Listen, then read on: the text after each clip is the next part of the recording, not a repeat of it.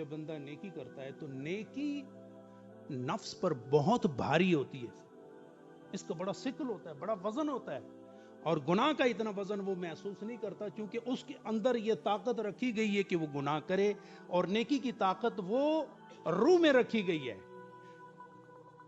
گناہ کرتا ہے تو روح پر بھاری، نیکی کرتا ہے تو نفس پر بھاری۔ یہ جنگ و جدل، یہ لڑائی، یہ بھڑائی، یہ جلاؤ، یہ گراؤ، یہ پتھراؤ، یہ صرف باہر ہی نہیں ہوتا، یہ اندر بھی سارا کچھ ہوتا ہے۔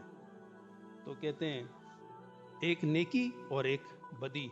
تو میں آپ کو ایک نصیحت کرنا چاہتا ہوں کہ یہ کتنا مشکل کام ہے نیکی کرنا ہے۔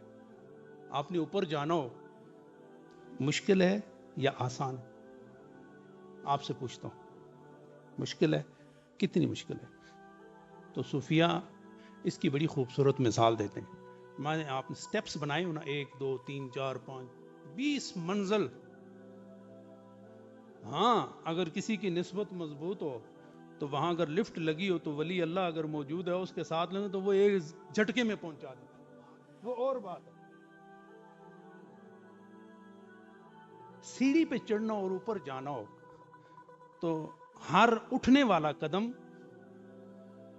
جو قدم پچھلا ہے وہ اس سے مشکل ہوتا ہے۔ اوپر جا رہے ہیں، پہلا قدم رکھا تو یہ اتنا مشکل نہیں، لیکن جب اگلا قدم رکھیں گے یہ اس سے زیادہ مشکل ہوگا، چونکہ اس میں طاقت لگتی ہے۔ فرمایا نیکی بھی اسی طرح کہ نیکی میں جتنا نیکی کی طرف بڑھتے چلے جاتے ہیں نیکی مشکل سے مشکل ہوتی ہے، لیکن چونکہ ادھر نفس سے مقابلہ ہوتا ہے، تو جب نفس سے مقابلہ ہوتا ہے اور ادھر اللہ نے ارشاد فرمایا یہ جو تم نیکی کر کے میرا قرب حاصل کر رہے ہو، ہم بھی تمہیں ایسے نہیں چھوڑتے ہیں، لاؤ اپنا ہاتھ مجھے دے دو، میں تمہاری مدد کر کے بلندی کی طرف لے جاتا ہوں۔ اور دوسری طرف جب برائی کا موقع آتا ہے تو وہ بالکل اس کے اپوزٹ ہوتا ہے۔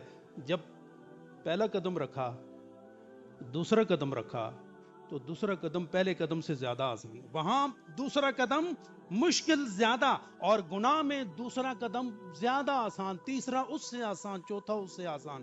فرمایا گناہ ایک دم نہیں ہوتا، یہ آہستہ آہستہ کراتے ہیں۔ جب اس میں داخل ہو جاتا ہے تو ہر اٹھنے والا قدم آسان ہوتا ہے، اور نیکی میں جب بندہ داخل ہوتا ہے تو ہر اٹھنے والا قدم مشکل ہوتا ہے۔ لیکن یاد رکھو یہ وہ جو سیڑھی ہے یہ پستی کی طرف جاتی ہے، اور وہ جو سیڑھی ہے وہ بلندی کی طرف جاتی ہے۔ تو ہم پستی کے لیے نہیں آئے، ہم بلندی کے لیے آئے۔